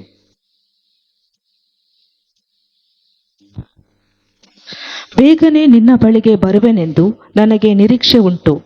ಆದರೆ ಒಂದು ವೇಳೆ ನಾನು ತಡ ಮಾಡಿದರೂ ದೇವರ ಮನೆಯಲ್ಲಿ ಎಲ್ಲರೂ ಅಟೆನ್ಷನ್ ಕೊಡಿ. ದೇವರ ಮನೆಯಲ್ಲಿ ಅಂದರೆ ಜೀವಸ್ವರೂಪನಾದ ದೇವರ ಸಭೆಯಲ್ಲಿ, ಜೀವಸ್ವರೂಪನಾದ ದೇವರ ಸಭೆಯಲ್ಲಿ, ದೇವರ ಮನೆಯಲ್ಲಿ ಅಂದರೆ ಜೀವಸ್ವರೂಪನಾದ ದೇವರ ಸಭೆಯಲ್ಲಿ ನೀವು ಹೇಗೆ ನಡೆದುಕೊಳ್ಬೇಕೆಂಬ ಏನಂತೆ ಸಂಗತಿಗಳನ್ನು ನಾನು ನಿನಗೆ ತಿಳಿಸ್ತೇನೆ. ಸಭೆ ಸತ್ಯಕ್ಕೆ ಸ್ತಂಭವು. ಯಾವುದಕ್ಕೆ ಸಭೆ? ಯಾವುದಕ್ಕೆ? ಸತ್ಯಕ್ಕೆ, ತೃಪ್ತಿಗೆ. ಸತ್ಯಕ್ಕೆ ಸ್ತಂಭವೂ ಆಧಾರ. ಈಗ ಕ್ವಶನ್ ಆಲೋಚನೆ ಮಾಡಿ. ಮೋಶೆ ದೇವರ ಮನೆಯಲ್ಲಿ, ದೇವರ ಸಭೆಯಲ್ಲಿ ಆತನೇನಾಗಿದ್ದ? ಫೇತ್ಫುಲ್, ನಂಬಿಗಸ್ತನಾಗಿದ್ದ. ಈಗ ನಾವು ದೇವರ ವಾಕ್ಯ ಹೇಳ್ತದೆ, ಇದು ನಮ್ಮ ಸಭೆ, ನೀನು ಆರಾಧನೆಗೆ ಬರುವಂತ ಫೇತ್ ಫೌಂಡೇಶನ್, ಇದು ಸಭೆ. ಆತ್ಮಿಕ ಸಭೆ ನಿನ್ನ ಸ್ಪಿರಿಚುವಲ್ ಮನೆ. ಹೌದಲ್ಲ? ನೀನು ವಾಸಿಸುವ ಒಂದು ಮನೆ ಇದೆ. ಆ ಮನೆ ಬಗ್ಗೆ ನಿನಗೆ ಆಲಸ್ಯ ಮಾಡ್ತೀಯಾ? ಕೇರ್ಲೆಸ್ ಮಾಡ್ತೀಯಾ? ಆ ಮನೆ ಬಗ್ಗೆ ಆ ಮನೆಯನ್ನು ಕಟ್ಟುವುದಕ್ಕೆ ಪ್ರಯತ್ನ ಮಾಡ್ತೀಯಾ? ಮನೆ ಬೀಳುವುದಕ್ಕೆ ಪ್ರಯತ್ನ ಮಾಡ್ತೀಯಾ? ಆ ಮನೆಯನ್ನು ಯಾವ ದೃಷ್ಟಿಯಲ್ಲಿ ನೀನು ನೋಡ್ತಿ? ನಿನ್ನ ವಾಸಿಸುವ ಮನೆ, ಈ ಲೋಕದ ಮನೆ. ಆತ್ಮಿಕ ಮನೆ ದೇವರ ವಾಕ್ಯ, ಸತ್ಯಕ್ಕೆ ಸ್ತಂಭ ಇದು. ಈ ಮನೆಯನ್ನು ನೀನು ಕಟ್ಟುವವನಾಗಿರ್ಬೇಕು. ಆತ್ಮಿಕ ಮನೆಯನ್ನು, ಈ ಮನೆ ಬಗ್ಗೆ ನೀನು ಚಿಂತಿಸಬೇಕು. ಈ ಮನೆ ಕಟ್ಟುವಂತ ವಿಷಯದಲ್ಲಿ ನೀನು ಏನ್ ಮಾಡ್ಬೇಕಂತ ಹೇಳಿದ್ರೆ ಪ್ರಾರ್ಥಿಸ್ಬೇಕು. ಒಬ್ಬೊಬ್ಬರನ್ನ ಎಂಕರೇಜ್ ಮಾಡಬೇಕು. ಅಥವಾ ಆ ಮನೆಯನ್ನು ನೀನು ಡಿಸ್ಟ್ರಾಯ್ ಮಾಡಲಿಕ್ಕೆ ನೋಡ್ತೀಯ.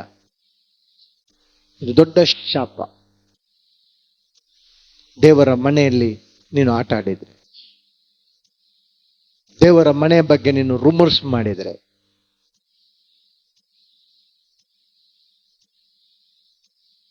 ಥಿಂಕ್ ಮಾಡಿ. ಜೀವ ಸ್ವಪ್ನದ ದೇವರ ಮನೆ ಪಾಸ್ಟ್ರೈ ಒಂದು ಮನೆ ಇದಲ್ಲ. ಜೀವ ಸ್ವಪ್ನದ ದೇವರ ಮನೆಯಲ್ಲಿ ನೀನಿದೀಯಾ? ಥಿಂಕ್ ಮಾಡು.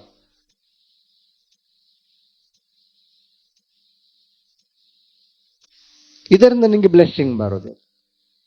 ಬ್ಲೆಸ್ಸಿಂಗ್ ಬರೋದು ನೀನು ಹೋಗುವಂತ ಸಭೆಯಲ್ಲಿ, ಆ ಸಭೆ ನೀನು ಪ್ರೀತಿಸಬೇಕು. ಆಮೇಲೆ ಸತ್ಯದಲ್ಲಿ ನೀನು ನಿಲ್ಬೇಕು, ಫೇತ್ಫುಲ್ ಆಗಿರ್ಬೇಕು. ಫೇತ್ಫುಲ್ ಆಗಿರ್ಬೇಕು. ಇವನು ಅಬ್ರಾಮನ ಫೇತ್ಫುಲ್ನೆಸ್ ಬಗ್ಗೆ ಮಾತಾಡುವಾಗ, ಅಬ್ರಾಮನಿಗೆ ಧರ್ಮಶಾಸ್ತ್ರ ಸಮಯದಲ್ಲಿ ಏನಿರಲಿಲ್ಲಲ್ಲ. ಆದ್ರೂ ಕೂಡ ದೇವರ ವಾಕ್ಯ ಹೇಳ್ತದೆ, ಅಬ್ರಾಮನು ತಾನು ಗೆದ್ದ ಎಲ್ಲ ಪ್ರಾಪರ್ಟಿಯಿಂದ ತನ್ನ ಒಂದು ಭಾಗವನ್ನು ಅವನು ಯಾರಿಗೆ ಕೊಟ್ಟ? ಯಾಜಕನಿಗೆ ಕೊಟ್ಟ ಎಂಬುದಾಗಿ ದೇವರ ವಾಕ್ಯ ಹೇಳ್ತದೆ. ಅಬ್ರಾಮ ಎಷ್ಟು ಫೇತ್ಫುಲ್ ನೋಡಿ. ಅವನಿಗೆ ಸಿಕ್ಕಿದ ಎಲ್ಲ ಪ್ರಾಪರ್ಟಿಯಿಂದ ಕೂಡ ದೇವರ ವಾಕ್ಯ ಮೊದಲು ಅಬ್ರಾಮನ್ ಕೊಟ್ಟದು. 14:20 ಹೇಳ್ತದೆ, ಜೆನೆಸಿಸ್ 14:20. ಅವನು ಎಲ್ಲರಲ್ಲಿ 10ರಲ್ಲಿ 1 ಭಾಗವನ್ನು ಅದನ್ನು ಯಾರಿಗೆ ಕೊಟ್ಟ? ಯಾಜಕನಿಗೆ, ಮೆಲ್ಕಿಸೆದೆಕನಿಗೆ ಕೊಟ್ಟ. ಅಲ್ಲಿಂದ ಅವನಿಗೆ ಬ್ಲೆಸ್ಸಿಂಗ್ ಬಂತು. ದೇವರ ವಾಕ್ಯ ಹೇಳ್ತದೆ 13ನೇ ಅಧ್ಯಾಯದಲ್ಲಿ ದೇವರು ಅಬ್ರಾಮನನ್ನು ಬ್ಲೆಸ್ ಮಾಡ್ದ. ಅಬ್ರಾಮನಲ್ಲಿ ಬೆಳ್ಳಿ, ಬಂಗಾರ, ದನ, ಕರುಗಳು ಎಲ್ಲ ಇತ್ತೆಂಬುದಾಗಿ ದೇವರ ವಾಕ್ಯ ಹೇಳ್ತದೆ. ಅದೇ ಎಲಿಯೇಸರ್ ಹೇಳ್ತಿದ್ದಾನೆ, ನನ್ನ ದನಿಯಲ್ಲಿ ನಾನು ಏನು ನೋಡಿದೆ? ಸತ್ಯವನ್ನು ನೋಡಿದೆ, ನಂಬಿಗಸ್ತಿಕೆ ನೋಡಿದೆ. ಅವನು ತನ್ನ ಮಗನಿಗೆ ಹೆಣ್ಣು ನೋಡ್ಲಿಕ್ಕೆ ಹೋಗುವಾಗ ಅಲ್ಲಿ ಹೋಗಿ ಏನ್ ಹೇಳ್ತಿದ್ದಾನೆ? ದೇವರು ನನ್ನ ದನಿಯಾದ ಅಬ್ರಾಮನನ್ನು ಆಶೀರ್ವಾದ ಮಾಡಿದ್ದಾನೆ. 34ನೇ ವಚನ ಹೇಳ್ತಿದ್ದಾನೆ, ನನ್ನ ದನಿಗೆ ಬೆಳ್ಳಿದೆ, ಬಂಗಾರ ಇದೆ, ಆಸ್ತಿ ಪಾಸ್ತಿ ಎಲ್ಲ ಉಂಟು. ಯಾಕೆ ಎಲ್ಲ ಉಂಟು? ಅವನು ಫೇತ್ಫುಲ್ ಆಗಿ ಏನು ಅವನಿಗೆ ಸಿಕ್ಕಿತು ಪ್ರಾಪರ್ಟಿ, ಅದ್ರ 10ರಲ್ಲಿ 1 ಭಾಗ ಮೊದಲನೇದಾಗಿ ಅಬ್ರಾಮನು ದೇವರಿಗೆ ದಶಮ ಭಾಗವನ್ನು ಕೊಟ್ಟ. ಮೋಶೆಯ ಬಗ್ಗೆ ದೇವರ ವಾಕ್ಯ ಹೇಳ್ತದೆ, ಆತನು ದೇವರ ಮನೆಯಲ್ಲಿ ಆತನು ಏನಾಗಿದಂತೆ? ಜೀವಿಸುವ ದೇವರ ಮನೆಯಲ್ಲಿ ನಂಬಿಗಸ್ತನಾಗಿದ್ದಾನೆ. ನಾನು ನಿಮ್ಮ ಹತ್ರ ರಿಕ್ವೆಸ್ಟ್ ಮಾಡ್ತೇನೆ, ನಾವು ನಿಜವಾಗಿ ಕರ್ತನ ಪ್ರೀತಿಸುವುದಾದ್ರೆ ಇದು ನಮ್ಮ ಆತ್ಮಿಕ ಮನೆ. ನಾವೆಲ್ಲರೂ ಒಂದು ಆಮೇಲೆ ಒಟ್ಟಾಗಿ ಸೇರಿಕೊಂಡು, ಜೊತೆ ಸೇರಿಕೊಂಡು ಕರ್ತನ ಸೇವೆ ಮಾಡೋಣ, ಕರ್ತನ ಮಹಿಮೆ ಪಡಿಸೋಣ. ಒಬ್ಬನು ಸಭೆ ಬಿಟ್ಟು ಹೋಗುವುದಕ್ಕೆ ಕಾರಣ ಆಗುವುದು ಬೇಡ. 10 ಮಂದಿ ಸಭೆಗೆ ಬಂದು ದೇವ್ರನ್ನ ಆರಾಧನೆ ಮಾಡುವುದಕ್ಕೆ ನಾವು ಪ್ರಯತ್ನಿಸೋಣ. ಆಮೇಲೆ ಅನೇಕರು ಕತ್ತಲಲ್ಲಿದ್ದಾರೆ, ಅವರಿಗೆ ಸುವಾರ್ತೆ ಹೇಳೋಣ. ಗಾಸಿಪ್ ಅಲ್ಲ, ಗಾಸ್ಪಲ್ ಪ್ರೀಚ್ ಮಾಡೋಣ. ಸುವಾರ್ತೆ ಹೇಳಿಕೊಂಡು 10 ಜನರನ್ನು ಸಭೆಗೆ ಕರ್ಕೊಂಡು ಬರುವ ದೇವರು ನಿಮ್ಮ ಮನೆಯನ್ನು ಖಂಡಿತವಾಗಿ ಅಬ್ಬಂಟಾಗಿ ಬ್ಲೆಸ್ ಮಾಡ್ತಾನೆ. ಆಮೇಲೆ ನಿಮ್ಮ ಮಕ್ಕಳನ್ನು ದೇವ್ರು ಬ್ಲೆಸ್ ಮಾಡ್ತಾನೆ. ನಿಮ್ಮ ಮಕ್ಕಳ ದೇವ್ರು ಬ್ಲೆಸ್ ಮಾಡ್ತಾನೆ.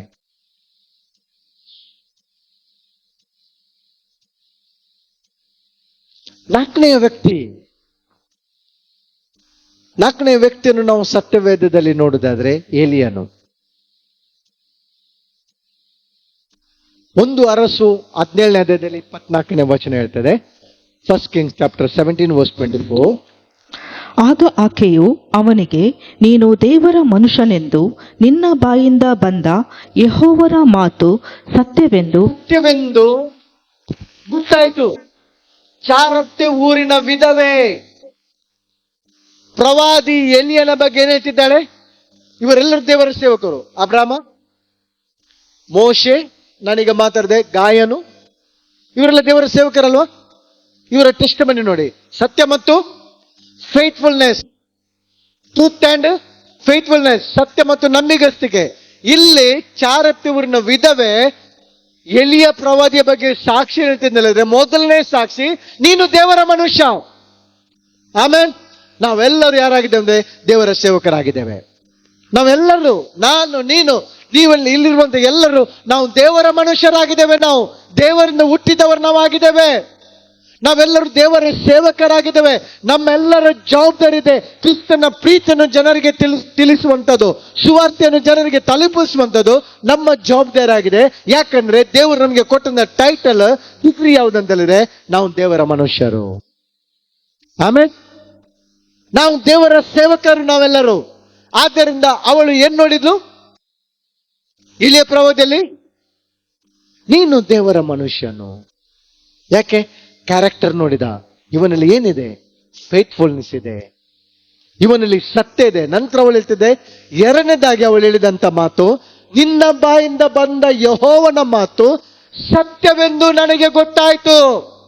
ಆದ್ದರಿಂದ ವಿಶ್ವಾಸಿಗಳಾದಂತ ನಾವು ಸತ್ಯದಲ್ಲಿ ನಡೆಯಬೇಕು, ಸತ್ಯದಲ್ಲಿ ಜೀವಿಸಬೇಕು, ಬೆಳಕಿನಲ್ಲಿ ಜೀವಿಸಬೇಕು. ಅದು ಪವರ್ಫುಲ್ ಟೆಸ್ಟಿಮನಿ. ಯಾಕೆ? ನಾವು ಲೋಕಕ್ಕೆ ಬೆಳಕಾಗಿದ್ದೇವೆ. ನಾವು ಫೇತ್ಫುಲ್ ಆಗಿರ್ಬೇಕು. ದೇವರು ನಮಗೆ ಏನು ಜವಾಬ್ದಾರಿ ಕೊಟ್ಟಿದ್ದಾನೆ, ಏನು ಸೇವೆ ಕೊಟ್ಟಿದ್ದಾನೆ, ಅದು ನಿಜವಾಗಿ ನಾನು ಹೇಳ್ಬೇಕಾದ್ರೆ ನಾನು ಹೇಳಿಕೆ ಬಯಸ್ತೇನೆ. ಒಂದು ವೇಳೆ ನಮಗೆ ಸಭೆಯಲ್ಲಿ ಒಂದು ಏನೇ ಒಂದು ಪಾರ್ಟ್ ಸೇವೆ ಇರುವುದಾದ್ರೆ ನಾವು ಅಷ್ಟು ಆಶೀರ್ವದಿಸಲ್ಪಟ್ಟವರು, ಆಮೇಲೆ ಅಷ್ಟು ಗೌರವವುಳ್ಳವರು, ಅಷ್ಟು ಪ್ರಯೋಜನವುಳ್ಳವರು, ಕರ್ತನ ಸೇವೆ ಮಾಡುವವರು ಧನ್ಯರು. ನೆಕ್ಸ್ಟ್ ದಾವೀದನ, ಕಿಂಗ್, ಅರಸನು, ಅವನ ಬಗ್ಗೆ ಮಾತಾಡಿ. ನಾನು ಸ್ವಲ್ಪ ಜಸ್ಟ್ ಮೇಲೆ ಹೋಗ್ತೇನೆ. ದಾವೀದನ ಬಗ್ಗೆ 1 ಸಮುವೇಲ 16:23, 1 ಸಮುವೇಲ 16:23.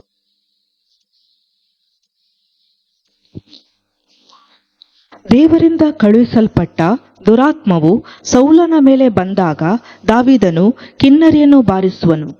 ಅದರಿಂದ ದುರಾತ್ಮವು ಸೌಲನನ್ನು ಬಿಟ್ಟು ಹೋಗುವುದು, ಅವನು ಉಪಶಮನ ಹೊಂದಿ ಚೆನ್ನಾಗಿರುವನು. ಇಲ್ಲ, ಅದು ವಚನ ಇಲ್ಲ.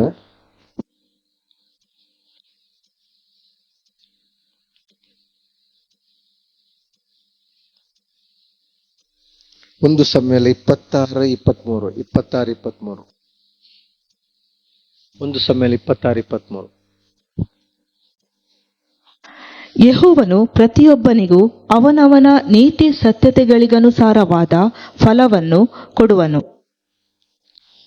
ಆತನು ಈ ಹೊತ್ತು ನಿನ್ನನ್ನು ನನ್ನ ಕೈಗೆ ಒಪ್ಪಿಸಿಕೊಟ್ಟಿದ್ದರೂ ನೀನು ಯೆಹೋವನ ಅಭಿಷಿಕ್ತನೆಂದು ನಾನು ನಿನ್ನ ಮೇಲೆ. ದಾವೀದನ ನಂಬಿಗಸ್ತಿಕೆನು ಸತ್ಯ ಏನು? ಈಗ ಸೌಲನು ಈಜಿಗೆ ಅವನ ಕೈಯಲ್ಲಿ ಸಿಕ್ಕಿಬಿದ್ದ, ಎನಿಮಿಯ ಕೈಗೆ ಸಿಕ್ಕಿಬಿದ್ದ, ಅವನ ಒಳಗಿದ್ದಾನೆ ಅಲ್ವಾ? ಸೌಲ ದಾವೀದನನ್ನು ಕೊಡ್ಲಿಕ್ಕೆ ಅವನು ಪ್ರಯತ್ನ ಮಾಡ್ತಾ ಇದ್ದಾನೆ. ಎನಿ ಕಾಸ್ಟ್ ದಾವೀದನನ್ನು ಕೊಲ್ಲೇಬೇಕು, ಇಲ್ಲದ್ರೆ ಅವನು ಅರಸನಾಗ್ತಾನೆ.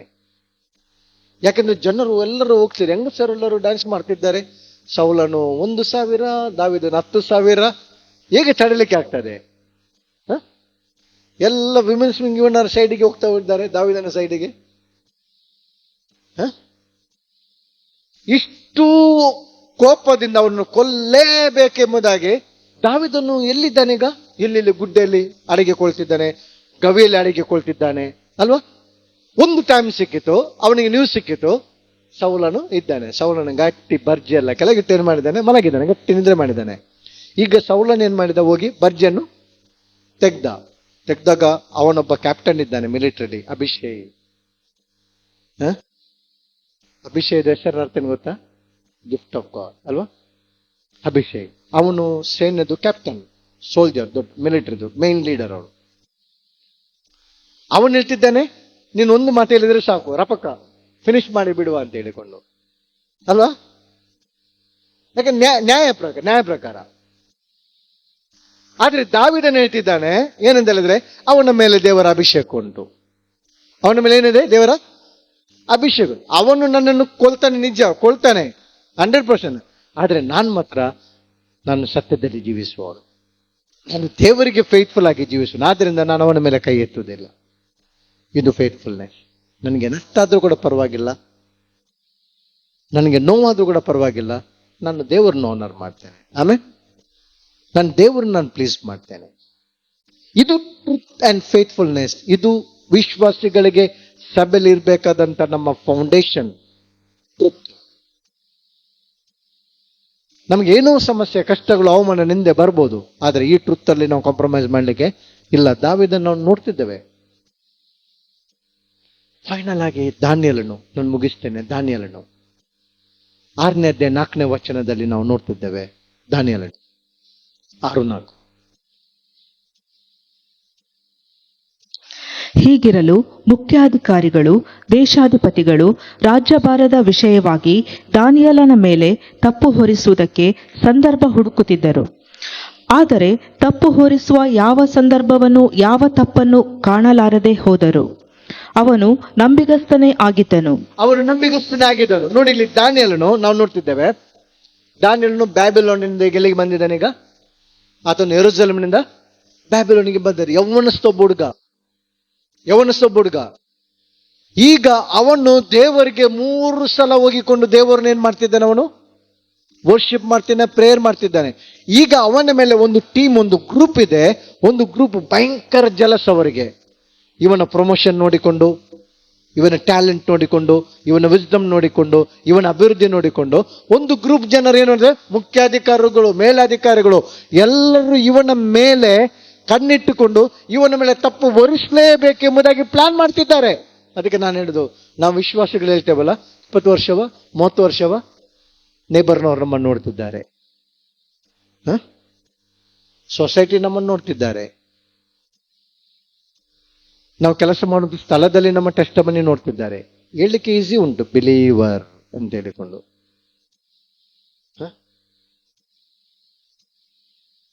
ಹೇಳ್ತೇವಲ್ಲ ನಾವು. ಈಗ ನೋಡಿ, ಇಲ್ಲಿ ದೇವರ ವಾಕ್ಯ ಹೇಳ್ತದೆ, ದಾನಿಯೇಲನ ಬಗ್ಗೆ ಎಲ್ಲರೂ ಕಣ್ಣಿಟ್ಟಿದ್ದಾರೆ. ನಾನು 2 ಕಣ್ಣಿನಿಂದ ನೋಡ್ತಿದ್ದೇನೆ. ಈಗ ಇಲ್ಲಿ 150 ಕಣ್ಣುಗಳು ನನ್ನ ನೋಡ್ತಿದ್ದೆ, 300 ಕಣ್ಣುಗಳು, 150 ಮಂದಿ. ನಂದು 2 ಕಣ್ಣು. ನಾನು ಎನಿಸಿದ್ದು ನನ್ನ 2 ಕಣ್ಣಿಂದೆಲ್ಲ ನೋಡ್ತೇನೆ. ರಿಟರ್ನ್ ಇಷ್ಟು ಜನ ನನ್ನ ನೋಡ್ತಿದ್ದಾರೆ ಎಂಬುದಾಗಿ ನನಗೆ ಪರಿವೇ ಇರುವುದಿಲ್ಲ. ದಾನಿಯೇಲನನ್ನು ಒಂದು ಟೀಮ್ ಅವ್ರು ಏನ್ ಮಾಡಿದ ಅಂತ ಹೇಳಿದ್ರೆ, ಹೇಗಾದ್ರೂ ಮಾಡಿಕೊಂಡು ನೀನು ತಪ್ಪು ಹೊರಿಸಲೇಬೇಕು ಎಂಬುದಾಗಿ ಏನ್ ಮಾಡಿದ್ರು, ಅವನ ಮೇಲೆ ಆಲೋಚನೆ ಮಾಡಿದ್ರು. ಆದ್ರೆ ದೇವರ ವಾಕ್ಯ ಹೇಳ್ತಿದ್ದ, ಅವನು ಏನಾಗಿದಂತೆ ಇಲ್ಲಿ ನೋಡಿ, ಸಂದರ್ಭವನ್ನು ಹುಡುಕುತ್ತಿದ್ದರು, ಆದರೆ ತಪ್ಪು ಹೊರಿಸುವ ಯಾವ ಸಂದರ್ಭ, ಯಾವ ತಪ್ಪನ್ನು ಕಾಣಲಾರದವನು ಅವನು ನಂಬಿಗಸ್ತನೇ ಆಗಿದ್ದನು. ಅವನಲ್ಲಿ ಆಲಸ್ಯವಾಗ್ಲಿ, ಅಕ್ರಮವಾಗ್ಲಿ, ನೀನು ಕೆಲಸ ಮಾಡ್ತೀಯ, ದೇವರು ನೋಡ್ತಾನೆ ಎಂಬುದಾಗಿ ಕೆಲಸ ಮಾಡು. ನೀನ್ ಬಿಲಿವರ್ ಅಲ್ವಾ? ಬಿಸ್ನೆಸ್ ಮಾಡ್ತೀಯಾ, ದೇವರು ನೋಡ್ತಾನೆ ಎಂಬುದಾಗಿ ಬಿಸ್ನೆಸ್ ಮಾಡು, ಪ್ರಾಮಾಣಿಕವಾಗಿ, ಪರ್ಫೆಕ್ಟ್ ಆಗಿ. ಆಗ ನಿಂಗೆ ದೇವರು ಇನ್ನೂ ಬ್ಲೆಸ್ ಕೊಡ್ತಾನೆ, ಇನ್ನು ದೇವರು ನಾನು ಬ್ಲೆಸ್ ಮಾಡ್ತಾನೆ. ಇಲ್ಲಿ ದಾನಿಯೇಲನನ್ನು ನೋಡಿದ್ರು, ಸಿಗ್ಲಿಲ್ಲ. ಆದ್ರೂ ಕೂಡ ಅವನನ್ನು ಸಿಂಹದ ಗವಿಗೆ ಹಾಕಿದ್ರು. ಈಗ ನಾವು ನೋಡ್ತಿದ್ದೇವೆ, ಅರಸನು ಬಂದು ನೋಡಿ, ಬ್ಯಾಬಿಲೋನಲ್ಲಿ 4-5 ಮಂದಿ ಅರಸರು ಬಂದು ಹೋದ್ರು, ಚೇಂಜ್ ಆದ್ರು ಅಲ್ವಾ? ಇಲೆಕ್ಷನ್ ಅಲ್ಲಿ 5 ವರ್ಷದಲ್ಲಿ ಒಬ್ಬರು ಬರ್ತಾನೆ, ಒಬ್ಬರು ಹೋಗ್ತಾರೆ ಅಲ್ವಾ? ಇಲ್ಲಿ ಬ್ಯಾಬಿಲೋನ್ 5 ಮಂದಿ ಹೋದ್ರು ಕೂಡ ದಾನಿಯೇಲನು ಅದೇ ಪೊಸಿಷನ್ ಅಲ್ಲಿ ಇದ್ದ ಫಾರ್ ಎವರ್. ದಾನಿಯೇಲನ ಪೊಸಿಷನ್ ಚೇಂಜ್ ಆಗ್ಲಿಲ್ಲ. ಎಲ್ಲರೂ ಟ್ರೈ ಮಾಡಿದ್ರು, ಆದ್ರೆ ಅರಸನ್ನು ಸಿಂಹದ ಗವಿಗೆ ಹಾಕಿಕೊಂಡು ಅರಸನಿಗೆ ನಿದ್ರೆ ಬೆಳಿಲ್ಲ. ಬೆಳಿಗ್ಗೆ ಎದ್ದುಕೊಂಡು ಹೇಳ್ತಿದ್ದಾನೆ, ದಾನಿಯೇಲನೇ, ಜೀವ ಸ್ವರೂಪನಾದ ದೇವರ ಸೇವಕನೇ, ನಿನ್ನ ದೇವರು ನಿನ್ನ ರಕ್ಷಿಸ್ನು, ದಾನಿಯೇಲನ ಅರಸನೇ, ಚಿರಂಜೀವಿ ಆಗಿರು. ನನಗೆ ಯಾವ ಹಾನಿ ಆಗ್ಲಿಲ್ಲ. ಅವನ ಟೆಸ್ಟಮೆಂಟ್ ನಿನ್ಗೆ ಗೊತ್ತಾ? ಅವನು ಹೇಳ್ತಾನೆ ಧೈರ್ಯದಿಂದ, ನನಗೆ ಯಾವ ಹಾನಿ ಆಗ್ಲಿಲ್ಲ. ದೇವರು ಸಿಂಹದ ಬಾಯಿಯನ್ನು ಏನ್ ಮಾಡಿದ್ರು, ಬಂಧಿಸಿದ್ರು. ನಾನು ನಿನಗೂ ಏನ್ ಮಾಡ್ಲಿಲ್ಲ, ಹಾನಿ ತಪ್ಪು ಮಾಡಲಿಲ್ಲ. ದೇವರ ಮುಂದೆ ನಾನು ನಿರ್ಮಲನಾಗಿ ನಡ್ಕೊಂಡೆ. ನೋಡಿ ಏನಂತ ಅವನು ಹೇಳ್ತಾನೆ 21-22ನೇ ವಚನದಲ್ಲಿ, ನಾನು ದೇವರ ಮುಂದೆ ನಿರ್ಮಲನಾಗಿ ನಡ್ಕೊಂಡೆ, ಜನರ ಮುಂದೆ ಕೂಡ ನಾನು ಏನಾಗಿದ್ದೇನೆ, ಯೋಗ್ಯನಾಗಿ. ದೇವರಿಗೆ ನಿರ್ಮಲನಾಗಿ ನಡೆದುಕೊಂಡ, ಅರಸನಿಗೆ ಅವನು ಯೋಗ್ಯನಾಗಿ ನಡೆದುಕೊಂಡ. ಇದು ಟೆಸ್ಟಮನಿ. ನೋಡಿ, ನಾನೊಂದು ಟೆಸ್ಟಮನಿ ಕೇಳಿದೆ, ಒಬ್ಬ ಬಿಲಿವರ್ ಫ್ಯಾಮಿಲಿ. ಚಿಕ್ಕ ತುಂಡು ಅವರಿಗೆ ಒಂದು ಭೂಮಿ ಇತ್ತು, ಚಿಕ್ಕ ತುಂಡು ಭೂಮಿ. ಒಂದು ವಿಶ್ವಾಸಿಯ ಟೆಸ್ಟಮನಿ, ಚಿಕ್ಕ ಒಂದು ಕಾರ್ನರ್ ಭೂಮಿ ಇತ್ತು ಅವರಿಗೆ. ಪೂರ್ವಜನ ಬಂದಂತ ಆಸ್ತಿ. ಒಬ್ಬ ಬಿಲ್ಡರ್ ಬಂದು ಅದನ್ನ ಏನ್ ಮಾಡಿದ, ಬೈ ಫೋರ್ಸ್ ಅದನ್ನು ತೆಗೆದುಕೊಳ್ಳಿಕ್ಕೆ ಆತನು ಆಲೋಚನೆ ಮಾಡಿದ ಆ ಪ್ರಾಪರ್ಟಿಯನ್ನು. ಇವರು ಬಡವರು, ವಿಶ್ವಾಸಿಗಳು, ಇವರಿಗೆ ಅದು ಬಿಟ್ಟರೆ ಬೇರೆ ಇಲ್ಲ. ಇನ್ಫ್ಲೂಯೆನ್ಸ್ ನಿಂದ, ಮನಿ ಪವರ್ನಿಂದ ಒಳ್ಳೆ ಪ್ರಖ್ಯಾತ ಲಾಯರ್ ಅನ್ನು ಕಳಿಸಿಕೊಂಡು ಅದನ್ನೇನ್ ಮಾಡಿದ, ಕಬಳಿಸ್ಲಿಕ್ಕೆ ನೋಡಿ. ಇವರಿಗೆ ಬೇರೆ ದಾರಿ ಇಲ್ಲ, ಇವರು ಪ್ರೇಯರ್ ಮಾಡುವಾಗ ದೇವರೊಂದು ಆಲೋಚನೆ ಕೊಟ್ಟ, ಒಂದು ವಾಕ್ಯವನ್ನು ಕೊಟ್ಟ, ಪ್ರಾಮಿಸ್. ಆದಿಕಾಂಡ 18:25 ಓದಿಕೊಳ್ಳೋಣ, ಎಲ್ಲರಿಗೂ ಓದಿಕೊಳ್ಳೋಣ. ಇದನ್ನಿಟ್ಟು ನೀವು ಯಾವತ್ತು ಪ್ರೇಯರ್ ಮಾಡಿ. ಆದಿಕಾಂಡ 18:25 ನಮ್ಮ ದೇವರು ಯಾರು ಎಂಬುದಾಗಿ. 18:25 ಆದಿಕಾಂಡ. ಆ ರೀತಿಯಾಗಿ ದುಷ್ಟರಿಗೂ ಶಿಷ್ಟರಿಗೂ ಭೇದ ಮಾಡದೆ ದುಷ್ಟರ ಸಂಗಡ ನೀತಿವಂತರನ್ನು ಸಂಹರಿಸುವುದು ನಿನ್ನಿಂದ ಎಂದಿಗೂ ಆಗಬಾರದು. ಸರ್ವಲೋಕಕ್ಕೆ ನ್ಯಾಯ ತೀರಿಸುವವನು ನ್ಯಾಯವನ್ನೇ ನಡೆಸುವ ನಮ್ಮ ದೇವರು ಸರ್ವ ಲೋಕಕ್ಕೆ ನ್ಯಾಯವನ್ನು ಕೊಡುವ ದೇವರಾಗಿದ್ದಾನೆ. ಆಮೇಲೆ ನಿಂಗೆ ನ್ಯಾಯವನ್ನೇ ಕೊಡ್ತಾನೆ ಅವನು. ಜನರು ನಿಂಗೆ ಏನು ಬೇಕಾದ್ರೆ ಮಾತಾಡ್ಲಿ, ಒಂದು ದಿವಸ ಬರ್ತದೆ ದೇವರನ್ನ ಆನರ್ ಮಾಡಿಯೇ ಮಾಡ್ತಾನೆ. ನಿನ್ನ ಮತ್ತು ಫೇತ್ಫುಲ್ನೆಗೋಸ್ಕರ ದೇವರನ್ನ ಆನರ್ ಮಾಡ್ತಾನೆ. ದೇವರು ನಿಂಗೆ ನ್ಯಾಯ ಕೊಟ್ಟೇ ಕೊಡ್ತಾನೆ. ದೇವರು ಅನ್ಯಾಯ ಮಾಡುವವನಲ್ಲ. ಸರ್ವ ಲೋಕಕ್ಕೆ, ಇಡೀ ಲೋಕಕ್ಕೆ ದೇವರು, ನಮ್ಮ ದೇವರು ನ್ಯಾಯ ಕೊಡುವ ದೇವರಾಗಿದ್ದಾನೆ. ಯೇಸು ನಮ್ಮ ನಿಜವಾದ ನ್ಯಾಯಾಧೀಶನಾಗಿದ್ದಾನೆ. ಆತನೇ ನ್ಯಾಯಾಧಿಪತಿ ಆಗಿದ್ದಾನೆ. ಅವನಿಗೆ ಮೊಣಕಾಲರಿಗೆ ಮೊರೆಡು, ನೀನು ಲಾಯರ್ ಮುಂದೆ, ಜಡ್ಜ್ ಮುಂದೆ ನಿಲ್ಲುವಂತ ಅವಶ್ಯಕತೆ ಬರೋದಿಲ್ಲ. ಈ ಫ್ಯಾಮಿಲಿ ಕೂಗಿದ್ರು, ದೇವರಿಗೆ ಮೊರೆಟ್ರು, ಈ ವಾಕ್ಯ ಇಟ್ಕೊಂಡು ಪ್ರೇಯರ್ ಮಾಡಿದ್ರು. ಆ ಬಿಲ್ಡರ್ಗೆ, ಆ ಪ್ರಖ್ಯಾತ ಲಾಯರ್ ಇನ್ಫ್ಲೂಯೆನ್ಸ್ ಇಂದ ಬಂದಂತ ವ್ಯಕ್ತಿಗೆ ಸೋಲಾಯ್ತು, ಇವರಿಗೆ ಆಶೀರ್ವಾದವಾಯಿತು. ದೇವರನ್ನು ಬ್ಲೆಸ್ ಮಾಡ. ಇದು ನಮ್ಮ ದೇವರು ಮಾಡುವಂತ ಕಾರ್ಯ. ಇದು ನಮ್ಮ ದೇವರು ಮಾಡುವಂತ ಕಾರ್ಯ ಪ್ರೇಯರೇ. ಅದನ್ನ ನಾವು ಫೇತ್ಫುಲ್ ಆಗಿರೋಣ. ಲಾಸ್ಟ್ನಾಗಿ ಒಂದು ವಚನ ಓದಿ ನಾನು ಮುಗಿಸ್ತೇನೆ. ಪ್ರೊವರ್ಬ್ಸ್ 20:6 ಜ್ಞಾನೋಕ್ತಿ 20 ಎಲ್ಲರೂ ಓದಿಕೊಳ್ಳೋಣ ವಚನ. Proverbs 20:6 proverbs 20:6. ಸ್ನೇಹಿತರೆಂದು ಹೇಳಿಕೊಳ್ಳುವವರು ಬಹುಮಂದಿ. ಸ್ನೇಹಿತರು ತುಂಬಾ ಮಂದಿ ಇದ್ದಾರೆ. ಕೆಲವ್ರು ಹೇಳ್ತಾರಲ್ಲ, ಎಷ್ಟು ಫ್ರೆಂಡ್ಸ್ ಅಲ್ವಾ ಸ್ನೇಹಿತರು. Many a man claims to have unfailing love, but a faithful man who can find. ತುಂಬಾ ಮಂದಿ ಸ್ನೇಹಿತರಿದ್ದಾರೆ ಅಲ್ಲ. ಸ್ನೇಹಿತರೆಂದು ಹೇಳಿಕೊಳ್ಳುವವರು, ಓದಿಯಪ್ಪ ಓದಿ, ಎಲ್ಲರೂ ಓದಿ. ಫ್ರೆಂಡ್ಸ್ ಇಲ್ವಾ ನಿಮ್ಗೆ? ಓದಿ. ಬಹುಮಂದಿ. ನಂಬಿಗಸ್ತನಾದ ಸ್ನೇಹಿತನು ಎಲ್ಲಿ ಸಿಕ್ಕವನು? ತುಂಬಾ ಮಂದಿ ಇದ್ದಾರೆ, ನಿನ್ನನ್ನೇ ಮತ್ತೆ ಇರ್ತಾನೆ. ಹೆಂಗ್ ಗೊತ್ತೇ ಜೀವ ಅಷ್ಟು ದೀನಾಗನೆ ಗೊತ್ತೇನೆ, ಹಿಂಗ್ ಮುದ್ದಲಿಗೆದ್ದೀತೆ